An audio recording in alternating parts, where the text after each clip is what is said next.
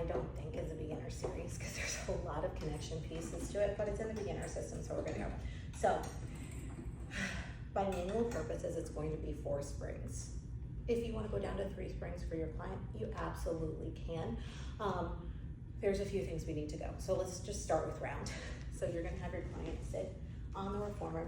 Now the idea of round is that your butt is as close to your heels as possible with being able to grab a hold and hold on to the front of the reformer. So let's look at the ideal way and then let's look at how to modify and or what to expect. So you're gonna have your clients here, you're gonna have them push out halfway, place their toes on the foot bar, bend their knees and come in.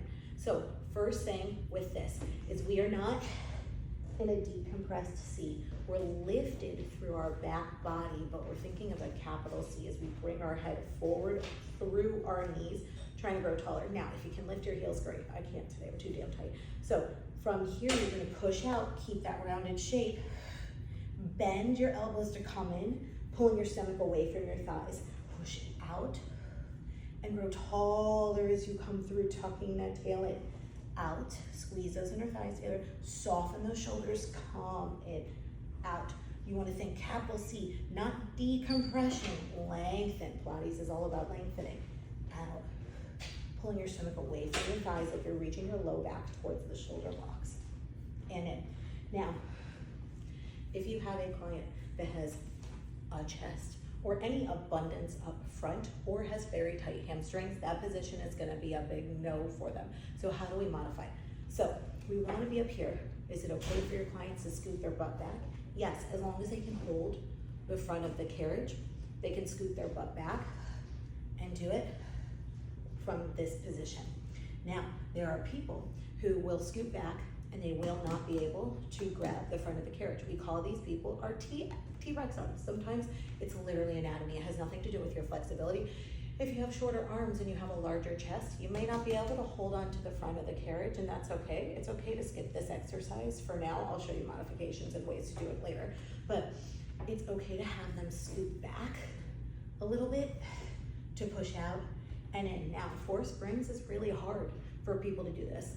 It requires a lot of strength. So if your client needs to go down to 3 springs and start on 3 springs as an instructor. That's your judgment from that. So that is round. For straight, we're gonna place our feet down, go down to 3, and now you're gonna walk your hands back to the tops of our shoulder blocks. So we want them on the tops of our shoulder blocks, but we don't want our elbows hyperextending. This is my biggest thing I have to focus on because I hyperextend my elbows a lot. So we need light elbows. There's a soft bend in them, but our spine is straight. They're gonna push the carriage out halfway.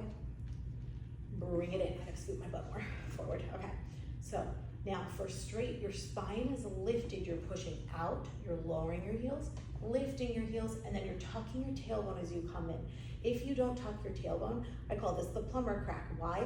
Because every time you push out your pant and lower and lift, your pants are gonna slide off your ass and come in. There should be a black sticky pad here. I'm now realizing I didn't put it there, but it's there. And it's usually the length of your carriage to help this from happening. But what can help from happening, what can prevent it from happening is if you make sure that you're tucking your tailbone and pulling in through your core, not your legs, to close the carriage. That will secure your butt from shifting and moving back. You're bringing your tailbones to your heels. You're squeezing your inner thighs together. Your chest is proud. See, I'm hyperextending, but you're not hyperextended through your elbows. Growing taller, but you're pulling your stomach away from your thighs on the out and the in. You're gonna have your client do about 8 or 10 of these. Then you're gonna go into reach. You're gonna lower down to 2 springs. So you're gonna push out. Feet are gonna go on the foot bar. Arms are up in front of you like you're reaching for someone's shoulders standing in front of you. You're gonna push out to 2 straight legs. And then you're just coming in, growing taller. Your knees should be in line with your collarbones during this entire series, not out here. And there will be times in class where you see it out here and you see it here and here. There is a reason behind it. It's because we offer a stretch when we do it that way. But the classical way is your arms are reaching towards the person as if someone's standing in front of you. You're out, pull your stomach away from your abs, Come in.